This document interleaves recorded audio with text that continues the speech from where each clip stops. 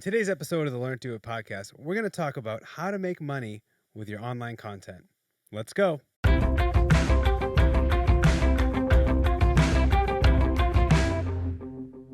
right, guys, welcome back to the Learn to Do It podcast. As always, I'm your host, Pete, joined by my lovely wife and co-host, Ree. And today we're going to talk about how to make money or monetize all of the hard work you put into your online content. Right. I mean, whether you have a blog or a website or it's just a bunch of popular social media accounts, how does that actually make you money? Right.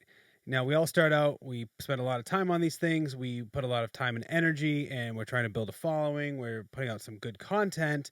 And now we want to turn this into some extra side money, or maybe even decide to turn it into a business.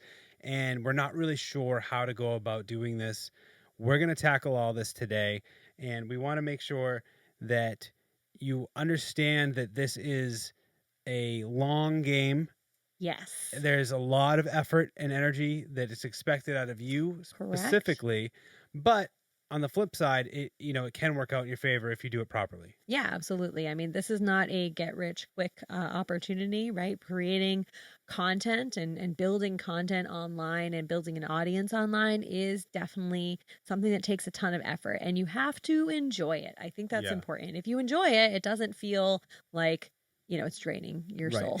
But if you find out that, hey, someone else makes, $800 a month doing their blog, or maybe a couple $1,000 doing their blog or their social accounts, and you're like, oh, I want to do that, but it feels like a chore, then this probably isn't for you. If you enjoy doing this stuff, if you enjoy the topic, you have to love the topic that you're talking about, or that you're writing about and you're creating content for. If you enjoy it, then by all means go for it, because and on top of just making the content, you need to be engaging. Mm-hmm. You need to be part of communities. Your outreach needs to be on level 1,000,000, so that you are getting yourself to a situation where people start putting their eyeballs on your stuff. Absolutely, because it's really hard if you start out thinking just like, how can I monetize? right? It's going to be really hard for you to create real, genuine content that people want to engage with and be a part of, because you're just kind of thinking about the potential dollar signs that are out there.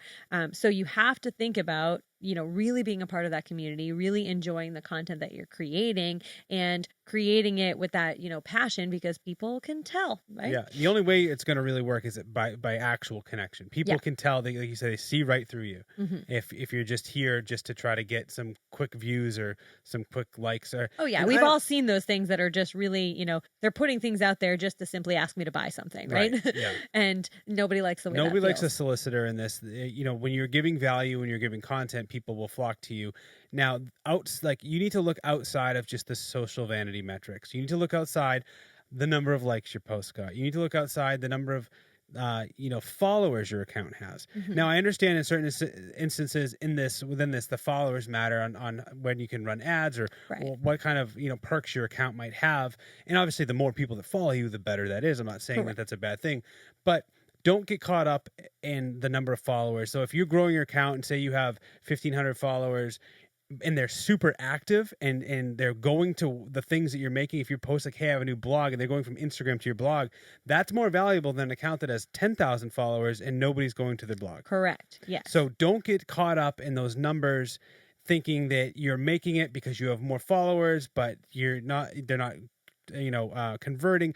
The number that you care about is the traffic to the website or blog or video or wherever your content is being put out. That traffic matters. Right.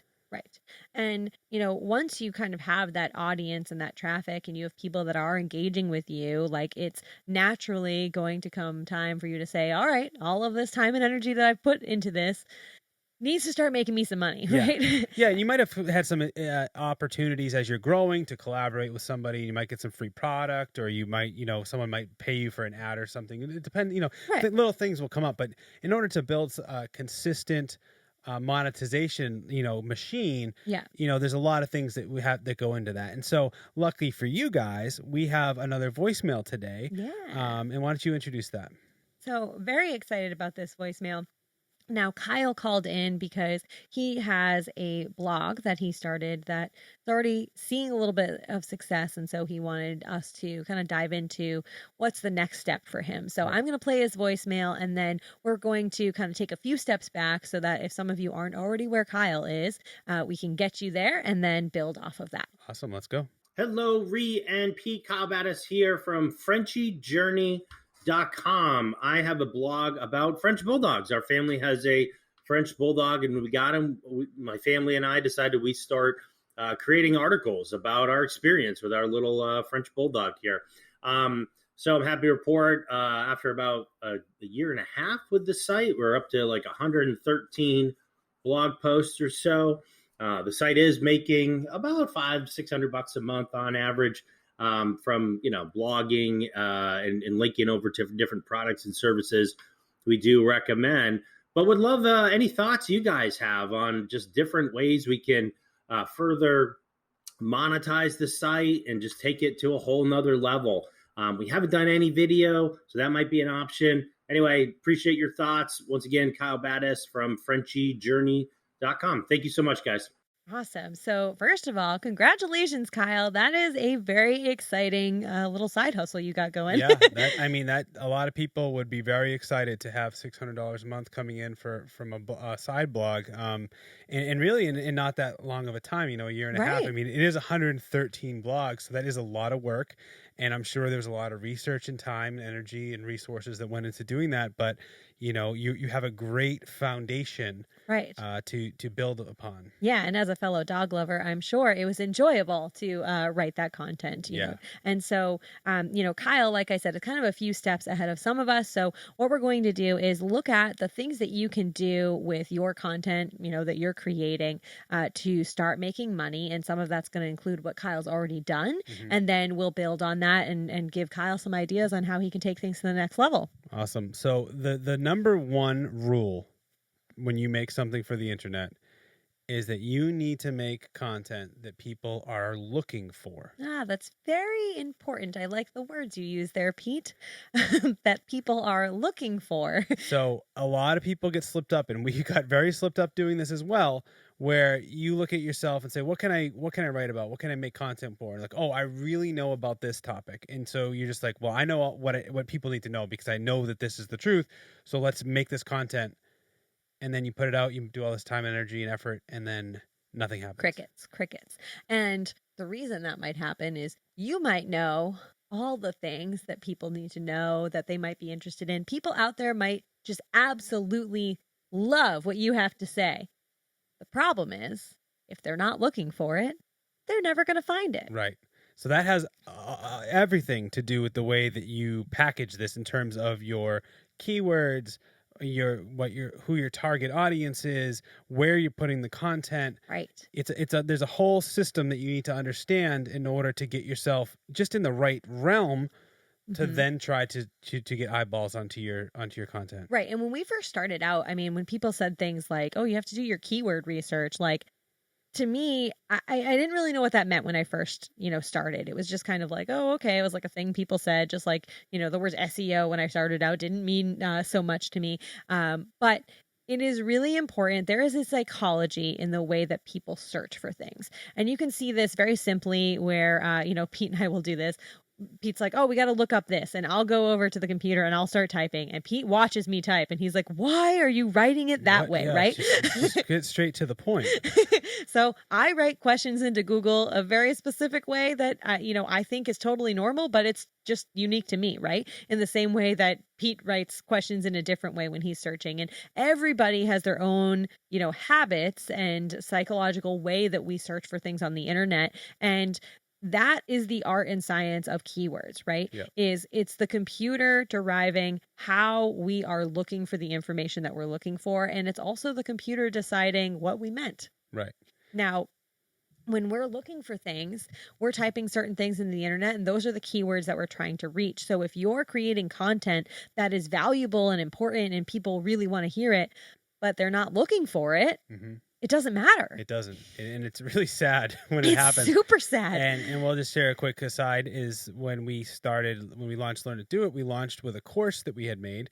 We was our first digital course. We were very excited to launch, and we had a lot of validation in our local sphere of people offline.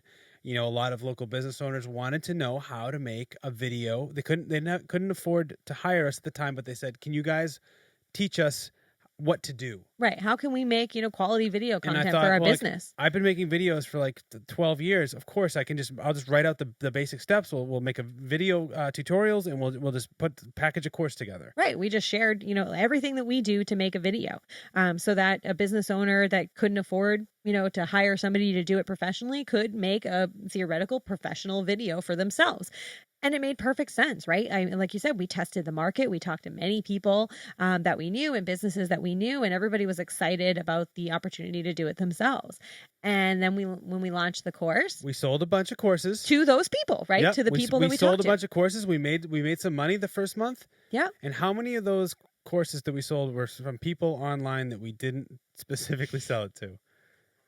None. And that's all due to the way that we package the course in terms of the marketing keywords, right? In terms of where we put it. We weren't thinking directly about the online world. Right. We were thinking about the real world. Like we talked to everyone that said, "I want this. We need this." Right. So like, of course, I'll put it online. Everyone will just be able to access it. Yeah. It'll be great. And we knew we could sell it because the people that we were talking to were interested in it. So it made sense to make it. And it was still valuable and helpful. And those people really enjoyed it. The people that bought it loved it. But like you said, we didn't see the influx of online people that we were hoping for, because in hindsight, we realized people weren't typing in the things that we wrote specifically into Google. So they're never going to find it, And you also got to look at what's the competition in those keywords and in that space. You have to look at, did we per se go out and join these digital communities and get our name out there and just try to create relationships and collaborate, and we didn't do any of that. We thought that I would be if you build it, they will come. Yeah, I thought this is very good, valuable information. People really want it. It's going to work. Well, it didn't really work. Right. So that was a lesson we learned, and so from this lesson we're teaching you is it needs to be something that people are looking for, and you need to be active in a community. As we said at the top of the show, you need to cultivate an audience. You need to be engaged in this audience. And this needs to be something that you really enjoy doing. Right. And so, I definitely highly recommend doing some keyword research, and you can, Google that and find plenty of people that will talk about how to do keyword research. But building the keywords that you're going to write about that are based on the audience that you're looking for. So again, being specific about your niche audience, which we've talked about before, is important, but knowing who your audience is and what they are looking for and the words they're using to look for it is going to really, really help your content build that audience and get the traffic that you need to start to monetize. Right. And the other side of that coin is your content needs to be valuable every time. Yes. You only have one chance for someone to come to your website. Each blog needs to have the same level of value, the same pull through to get me to come back again. And so in Kyle's instance, he's offering information on French Bulldogs. Well, number one, he's hitting the nail on the head, having a very specific niche audience of French Bulldog owners. So if I own a French Bulldog, I'll be Googling, hey, what's the best collar or what's the best, shampoo? What's the best way to train a French Bulldog? Right. You're looking for specific things within the French Bulldog world. And so Kyle understood that, and he started writing blogs for that community based on his own research and based on his own experience for that community. And he started engaging online and being part of online dog groups. And that's kind of what started to catapult his blog kind of getting a lot more traffic. Yeah, absolutely. And now once you have that traffic, then you can start to do some simple things that will, easily start to make you some money, right? So the first and most obvious, I think, is, just have affiliate links on your website. Now, this could be something big, like say, for Kyle's example, like he has, affiliate links to Amazon, right? So you can become an Amazon affiliate and you can put links to products that are sold on Amazon, and they'll give you a little bit of a kickback when people purchase those products through your link. what an easy way to make money. Right. So for Kyle, he might say, what's the best dog bed for a French bulldog? And he'll do his research and do like the top 10 dog beds and do a review on them. And then, and within each review, it's like, oh, here's the link to buy it on Amazon, and people will just click through and buy it. And each time that happens, he'll get a kickback. Right. And that's a great way to make money in, a seemingly passive way, right? You've already made the content. So, creating that is a great way to make some money. So affiliate links are great. In addition to simple affiliate links, like, links to things on Amazon, there are also companies and, individual product makers that will offer affiliate links. And so we see this a lot actually on Instagram. Our dog, Penny Lane, has her own Instagram at Penny Lane Golden. And when we first, started her page and we were growing it to the almost 10,000 followers that she has now, when we were building that up, we would get lots of opportunities from people asking if we would be affiliates for them and, sell their dog collars or whatever bandanas, it is. Bandanas. And so that there can be, individual retailers that offer you affiliate options. And those are other things that you can do and have on your website or your blog. After you do the affiliate link thing, depending on the amount of traffic you have, you can start to have ads on your site. So you can look into services like Google Ads. We're not going to get into the nitty gritty because that's a whole rabbit hole you can go down. But basically, if you don't know what this is, these are the ads that you see on the sidebar or within the text on a website as you scroll down. If you've ever read a blog. If you've ever read a blog, you've seen the ads. And so in Kyle's instance, he might have his blog about dog beds, and within that are his affiliate links. But then also on the side are going to be relevant ads to that specific user about dogs and dog beds, whatever they've been typing in Google or whatever's been tracking them. And those ads come from advertisers that are, targeting a specific audience, and they have a relationship with some sort of affiliate like Google Ads. And those ads are served through there, right? So it's not like he's choosing each ad that's he's there. not. He's just signed up for Google, and Google's putting the ads there. It's not Kyle putting the ads there. But what happens is, so maybe someone doesn't click on one of his affiliate links, but they might click on one of the ads. And like I said, the ad doesn't have to necessarily do with dogs. It's just whatever the advertiser puts there.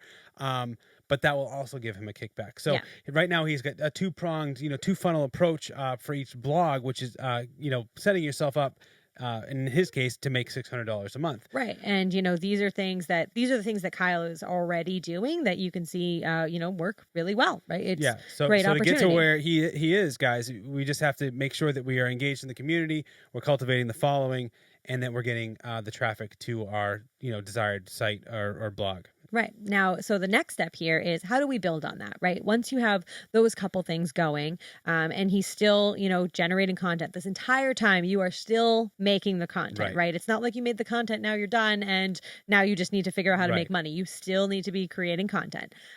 But how can you build on those blogs that you're already writing? And the first thing I think we can do is we can look at the blogs that he's put out so far and look at the ones that have generated the most amount of income, the ones that have done the best statistically. And then so that way you can kind of start writing similar types of blogs or on the same topic of blogs, whether it's product or maybe training, behavioral things for dogs, whatever that you can start kind of putting more of your eggs in those baskets because you've seen that it's more lucrative. Right. Being more strategic about that content. Right. And in a way, so what you can do to even repurpose your content or to get more out of it than just posting it to your blog is, I think, in his case specifically, email marketing would be huge for the Frenchie's Journey community, because he already has this traffic. He already has this community on the social platforms. And I feel like, just sharing even more, to getting more touches to his community via email directly into their email box, their email inbox, would be very beneficial. Absolutely. For his blog. Yeah. And I think, it's an easy thing to do. He can have some sort of download that we call like a lead magnet, right? To entice people to join the list and get people on that email list. And so now you have an even better control of your audience, because prior to having that list, you just have evidence of traffic, right? They are not individual people that or can engage with, right? It's not a two-way conversation. It's one way, right? You're putting out content and they're coming, but you can't, get back to them or, Right. or start a conversation. So gathering those email addresses is going to be incredibly valuable. Yeah, it'll definitely increase the longevity of this as well, because Correct. now, like you said, you hit the nail on the head again with it's going to build a relationship with these people. They're not just a statistic of traffic or income, and so now you can provide that value add for these people. So when you start to email them, you can give them a little bit of more like insider bulldog information. You can give Right. them a little bit extra, and two, here you can still include links to products. You can Yeah. include Links to affiliate. links to Yep. affiliates, and here a little lesser than the blog. You're gonna do it in a more class. Not saying it's not classy on the blog, but you're not gonna just paste ads in there. Right. But you're gonna say, like, you can focus on maybe one product that that everyone loves, and say, like, this is the featured product of the month, or you can Right. do things like that. I think that will definitely help out a lot. Yeah. And in addition to creating, maybe that email marketing opportunity, this also kind of brings us to the idea of like social media and just building that community, right? And so the other ways you can build a community is possibly making a Facebook page, right? Sorry, a Facebook group. Yeah. And so with that Facebook group, you can start to engage people and also kind of create an opportunity for the people in your community to connect with each other, yes. right? Because then it's not just you, right? It's not just on Kyle to create all the content and create all the conversation, but you're creating the space for those people to come together. And that will definitely provide more opportunities for you to monetize what you're doing, right? Yep, for sure. From there, the other things we were thinking about that could be really cool opportunity for you to make more money is actually start to merchandise, right? For sure. Make some products. Like, once you have the proven statistics of that people are coming here, you're making $600 a month, people are clicking on these. Well, why don't you get more of a cut by making your own products? Right. And what's great is we live in a time now where making your own t-shirts doesn't mean ordering a bunch of t-shirts and, individually making them and then mailing them out to people. Yeah. We live in an age where you can actually do print on demand with a variety of products Right. where you never actually have to touch the products. Right. You just need to make the design and set up the account. Right, exactly. And you can choose whatever you want, whether it's, bandanas or mugs or t-shirts or, Yeah. calendars. The list goes on, and you can just you could even do like, hey, a survey, like, hey, Frenchies, what do you like best? Do you like the Frenchie calendar? And you could do these kind of like, litmus tests on your audience, right? Yeah. Like, and see what it is that people are interested in. But, creating those kinds of products just in the same way that putting a link on his website doesn't cost him any money. Well, making these products doesn't either. It's a great way for him to just find more opportunities to make money, and especially with something fun like this, right? Like I could see people totally wanting a My Frenchie Journey, right. kind of shirt. And the other thing is you don't even have to make it My Frenchie Journey thing. You can just make like an off-brand, or you can make your own like little like a fun little thing. Because someone might not want to like wear a My Frenchie thing, but Right. if it's just a bulldog on it, or Right. just you can just utilize something in the space. Yeah. I mean, the options are unlimited, literally. And so I think looking at that physical product as an option for sure, but then also a digital product. Yeah. I and mean, this there's a lot you can do there as well. Right. An example for him might be a digital product where people could, download an ebook on how to train your Frenchie. Right. And this, again, would be building off of the blogs that you find are the most popular, Yes. right? So looking at the topics where, people actually want more information about this. Well, I might have had 1,000-word blog. Well, now I'm going to write a 4,000-word PDF they can download, so it dives deeper into this topic Right. they want And more you about. can sell that. And the same with the products is you can look at where are the most affiliate links going to? What kind of Right. product are they clicking on? And is that something feasible that you could then merchandise yourself Yeah. on a print on demand situation and get more of a cut than what you're getting in the affiliate link? Right. Another thing that's great about digital products and something simple that you can do is it doesn't even need to be heavy on the content side, right? It could be, okay, well, rather than, this be a poster that they buy from, a printer.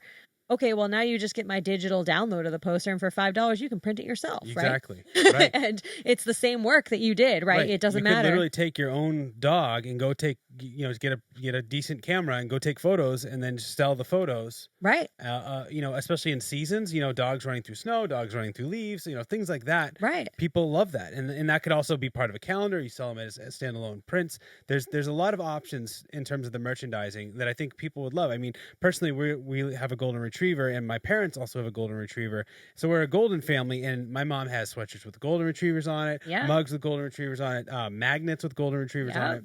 So there's when you love a specific breed of dog, you attach yourself to that identity. And so I think there's so much opportunity, especially where you already have this community that keeps coming back to you for valuable information, that you can now offer some cool swag, to go along with it. Right. Totally.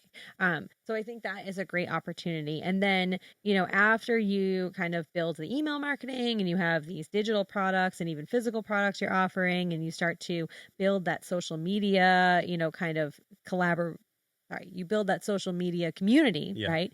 Now you can start to think about some collaborations. So now, especially like we were saying, this is a very good niche that Kyle's already in, but and we know this because we have our dog on Instagram, and there are many sort of collaborative opportunities that we have there, and they call them packs, right? And so you get to be part of the golden pack, and that's just a group of other dogs that are golden retrievers that have Instagrams, and we decide, okay, well, when I post, I'm going to tag you in my post and vice versa, and so you all kind of work together as a pack, right? And this obviously is a dog analogy, but you work together as a team to help each other's social media grow. And this happens in other spaces too, right? My cousin has a mom blog, and she teams up with other moms that are on Instagram, and they all share each other's posts and help support each other. And so there are many opportunities out there for you to find the community and your own little tribe of people doing what you're doing, so that you can help each other grow and build those collaborations there. Right. And as you grow your social, then you can start making money through advertising, through product promotions and things of that nature. Right. Find companies that want to, offer you things for your reviews and that kind of stuff. And so you can grow it from there. And then, in addition to all of that good stuff, there's one more way that you actually can repurpose the content that you're creating for those blogs. And this way is also could be potentially another huge income stream, and that is creating and growing a YouTube channel. Now, obviously, YouTube's been around for a while. You seem saturated, but there's still ample opportunity on YouTube to grow a channel and to earn money through ads. And so something like this in a dog account, all you'd simply have to do is start with your best ones and turn the written blog into a video. Yes. So whether if you're talking about training, if you're talking about beds, if you're talking about whatever you're talking about, you can create the video, and whether it's a how-to, anything, whatever the best, your top trafficked blogs are, start there and work your way down the list and make this into video content. Yes. Now, I do want to be clear that the money that you're going to make from making videos it's not a direct channel yet, right? No. There is a large hurdle that you have to get over on YouTube in order to start advertising and making money directly through your YouTube videos, right? And who knows what the things are now, but when we first were looking at it, you needed 1,000 subscribers to your channel, and I believe it was 4,000 watch hours, but it might be different now. Now that means that you need to create a lot of video content, and a lot of people need to be engaging with it by watching it and subscribing to your channel, not just watching a video.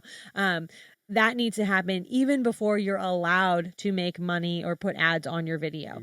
Right. So the content that you're making, like these videos that you're creating, aren't going to make you immediate money when you start making them.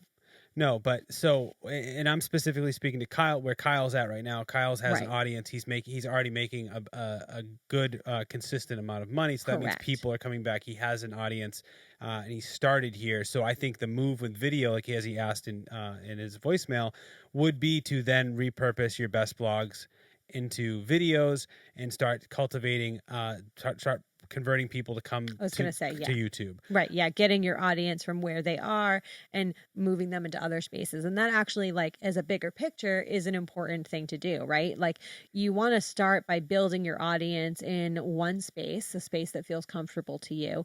And then as you build that audience and that audience gets strong and you have a good relationship with them, then you can start to move that to other channels, right? And not everybody's going to go, but you're going to build new people and there. You're going to find brand new people because people generally stay where they are. People use multiple platforms, but YouTubers are on YouTube, Instagrammers are on Instagram. Correct. And so the reason why we brought up social media before this is because we talked about that collaboration. We talked about those groups and a community, and that's why that was so important. That's why it's before this, because you want to make sure that you are well known, you're somebody, and that you can collaborate with people, so that when you do launch a channel with content, you have people that can help you promote that, and you can help people drive some traffic to your website because you've gone on there. That you can have some of these people in your videos, you can have people as guests, and all these things can happen and help kind of create the buzz around your channel. Right, exactly. And that's why too we started this whole thing by saying it's important to build that email list, because there is a big difference between traffic and a community. Yes. A huge difference. So, traffic can make you money through ads and affiliate links, right? Very easily. But if you want to grow it outside of that, I think it's important to think about switching things over and kind of converting some people and creating opportunities for yourself to make a community, right? So that community is allowing you to make money through other channels and in different and bigger ways because you actually have a relationship with them. And again, it's not this, one-sided kind of interaction. Right. And that's the most important. Like we said, it has to be value, it has to be genuine, and then people can sniff that out, especially in 2021. I mean, that's right. The name of the game. Yeah. And then the last thing that we thought about is something Kyle could do is maybe, kind of dive into podcasts, right? Yep. Shameless self-promotion. But podcasts are a great medium to get your message out there and to build a community and to find, more people in that space. And so finding, movers and shakers in your niche space. In Kyle's instance, it's going to be, people that talk about dogs, or even more specifically, French bulldogs. Yep. And, being a guest on their podcast and talking about what he does and his website and the information he offers. And, that's going to be mutually beneficial for the listeners of that podcast. And so there are opportunities to do those kind of things there and find ways to, be a guest blogger on other sites. Exactly. So, it's just keeping that top of mind awareness about yourself and your situation, putting as many lines in the water as you can. And so, to wrap this all up, we said it at the top of the show, this is a lot of work. It's a marathon. But it can be very lucrative if you start yourself off on the right foot. Absolutely. And so, kind of looking at the next 3 steps, and actually there's 4 steps because, like we said, Kyle's already 1 in, right? Yeah. But the first one is, let's look at your numbers, kind of see what your traffic looks like, the engagement you're getting, making sure that you're strategically creating content based on what people are actually looking for, right? Then link it up, right? Okay. Start building those affiliate links and, the opportunities for you to make money, right? Through links on your website to products and services. And then reach out, right? Start connecting to people, other people in your field, start collaborating to cross promote and building that community for yourself so that you can really start to find more ways to monetize, other than the links here and there. And then, after you start reaching out, then it's time to digitize and repurpose the stuff that you're making, right? Yes. So find ways to make those products in a digital space and repurpose the things that you're doing that are already working and convert that traffic into a solid audience and community of your own so that you can find more ways to connect with them and monetize. Thanks so much to Kyle for leaving us that voicemail. And if you have any challenges or roadblocks that you're facing in your business, please leave us a voicemail. Go to our website at learnit-doit.com, and right on the homepage, you can leave us a voicemail, and we'll be featured in an upcoming podcast. Hopefully we can answer your questions, get into the nitty-gritty, and help you solve these challenges and get you on your way. Guys, thank you so much for joining us this week. We'll see you next time.